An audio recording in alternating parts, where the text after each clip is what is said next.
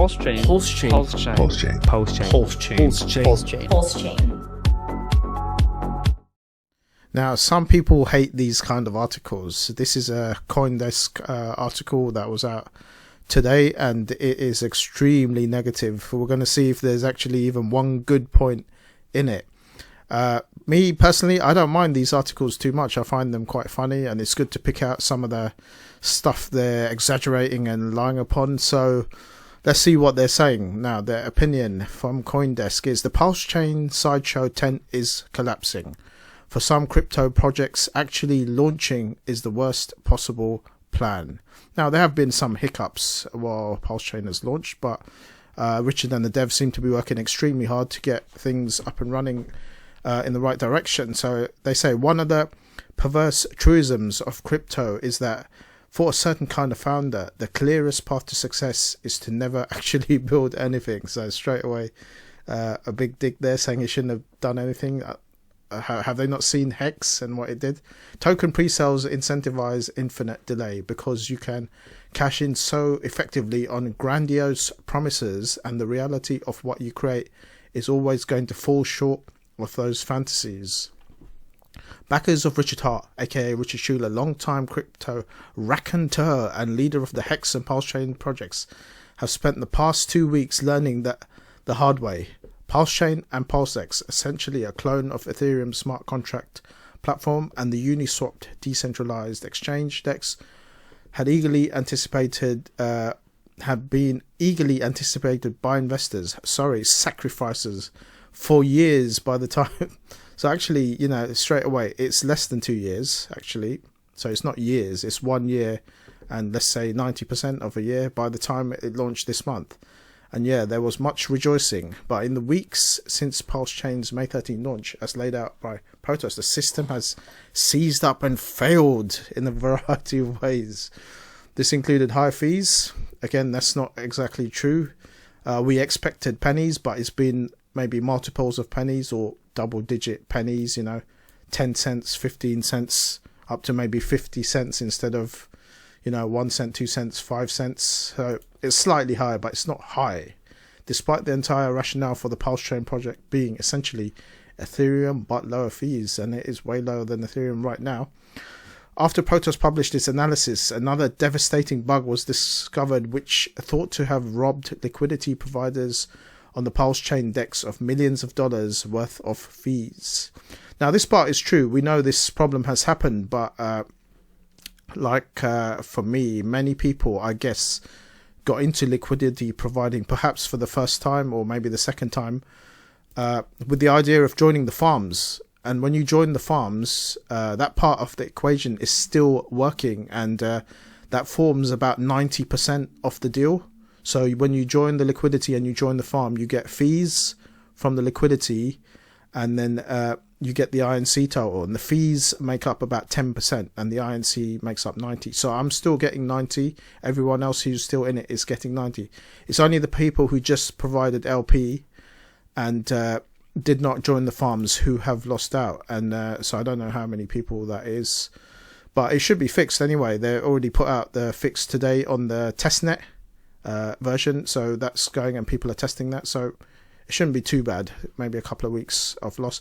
In another index of how busted the economics of the system are, wrapped Bitcoin spiked briefly to 70,000 on the PulseX, more than twice its open market value. Yeah, we saw that before, we mentioned it. I'm not sure what happened there. That is true. Meanwhile, the price related to assets, including Hex, BLS, have sold off aggressively since launch, dropping on the order of 30% or more in the days since the PulseChain launch. I mean, this is nothing to worry about. This happens all the time with new launches of layer ones. We've looked at many layer ones before, and the same thing happened. Hex got in effect a stock split, so we got two versions. And while the prices are down now, it was kind of expected. A lot of the people who got big bonuses are selling off. Some version of the comical catastrophe was easily predictable. PulseChain, you see, isn't just a fork of Ethereum code, but was pictured as a copy of Ethereum state. That is, it included all the wallet balances, assets, and Ethereum existing on Ethereum apparently as of mid-May launch. Numerous critics over the years have pointed out that this ignores the vast number of dependencies behind the Ethereum assets, which would break a dazzling variety of ways if cloned. A simple example would be stablecoins like USDC that are backed by reserve assets. Clones of such assets as PulseChain have no backing and hence no value. Yeah, this is something we all knew already. So that's very, I mean, it's true, but it's a negative point. They should be talking about the assets that do have value as well. So they don't mention any of that.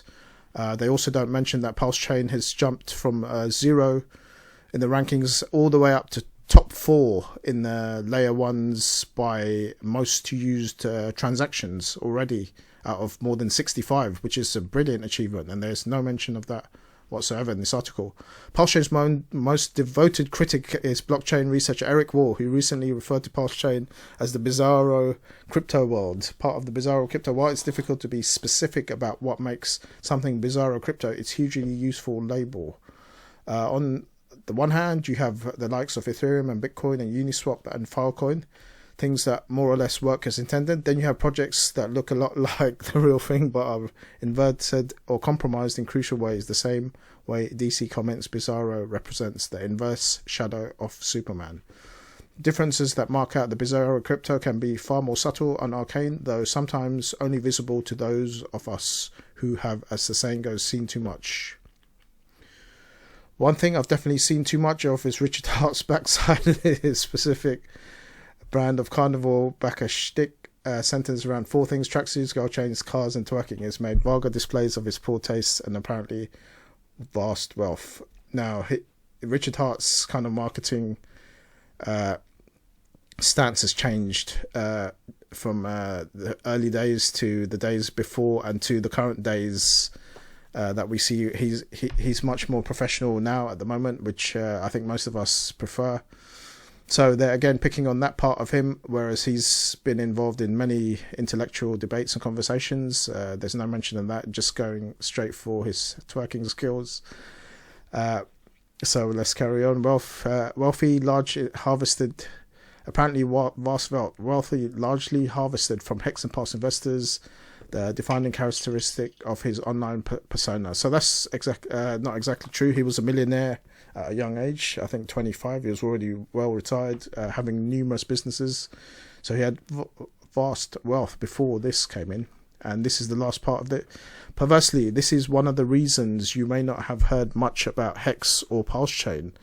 That's probably more to do with the gatekeeping, because not many people seem to be talking about PulseChain as I would have expected. And we know what's happened with Hex. It's been gatekept tremendously. So I think once all the problems are ironed out and PulseChain starts to grow, these guys are going to have to start talking about PulseChain in a different light. Hart's absurd persona seems calculated to keep his projects firmly in bizarro crypto world beneath serious attention. It's the tactical equivalent of misspellings and deceptive emails, which security experts say are intentionally included to scare off people with good critical thinking skills.